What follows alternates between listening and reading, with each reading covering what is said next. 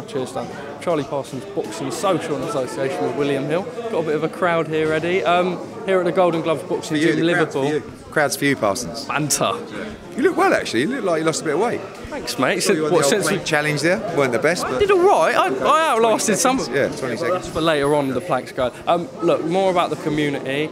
I've been going down to some community gyms recently. I didn't realise just how impactful they are for the community. Just first-hand from you, giving back. You do it a lot. At Leeds, you did it. Now this time again. Yeah, to be honest with you, I come for a love of the sport, for a realisation of the problems in this country, and almost for a little bit of cleansing for myself, because the sport just generally pisses you off as a business, and down here you realise why you love boxing, why you fell in love with it in the first place.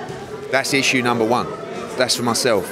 For the community in the country, we have a massive problem at the moment in this country that kids, the next generation, have limited ambition, have zero respect, have zero manners, and they live in an Instagram and social media world that doesn't teach them about the values of life. The values of life can be learned through sport, and particularly through boxing. People that come round to this gym, if they weren't in here, would be sitting at home, would be on their phones, would be over the park, would be outside shops, would be part of gangs, would be getting into trouble, would be living a negative lifestyle.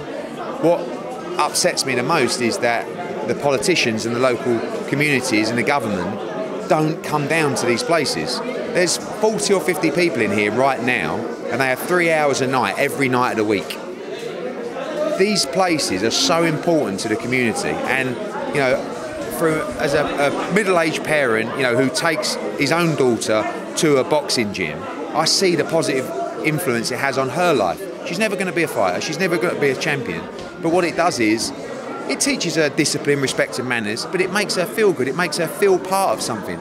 And young kids today, generally the ones that are moving towards trouble, don't feel part of something unless they're in a gang or unless they're doing something together in a community that's bad for them and bad for their life and the path that they're going to take.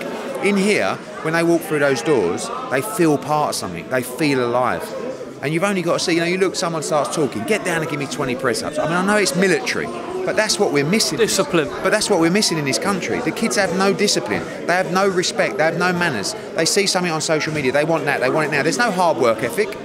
These are the places where hard work ethic and regimental lifestyle, discipline, respect and manners is built.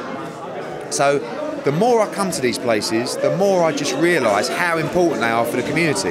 And I want to, as I come to probably the back stages of my own career, I want to do more in the community with boxing to try and make sure that this country actually doesn't go down the pan.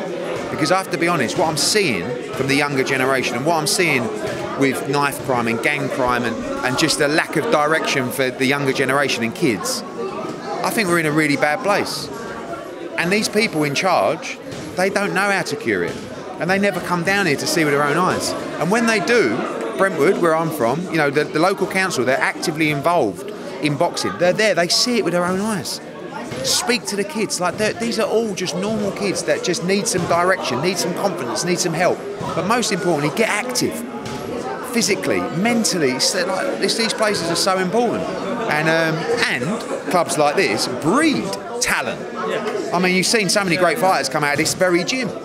So, you know, it's just great to come down here and I feel very lucky that I could have a positive influence on one of these kids. So it's my job to do it. Just really quickly, Eddie, I was just speaking to Rio, an 18-year-old lad who's turning over next week. He says he suffered with a lot of built-up anger and sort of thought that potentially going down the wrong crowd would be the route for him. He's found himself here, he's going pro next week. Look, whether he does well or not, and we hope he does, the fact is he stopped himself from going down that path, and that was all created for people that volunteer for the community and get down here, whether that be Monday to Sunday, doesn't matter, 7 days a week. Yeah, these clubs are not just about becoming a champion. If you've got the ability, fantastic. Boxing can change your life without being a champion. It can just change your mindset. And I have to say again, which I continue to say, coaches across all community sports, but particularly boxing, are absolute heroes. They give their time every night of the week for nothing. It's not, oh, I don't fancy going tonight. See you, boys. But it's like, without those people in the community, clubs like this wouldn't exist. and like Wayne and people like that at these clubs, they're so important, and you know, the job that they do, and you get a great buzz out of coming down here. It's so good to see kids out. Feel uplifted, don't you? Yeah, totally. Because boxing, I have to listen to it all the time. He said that.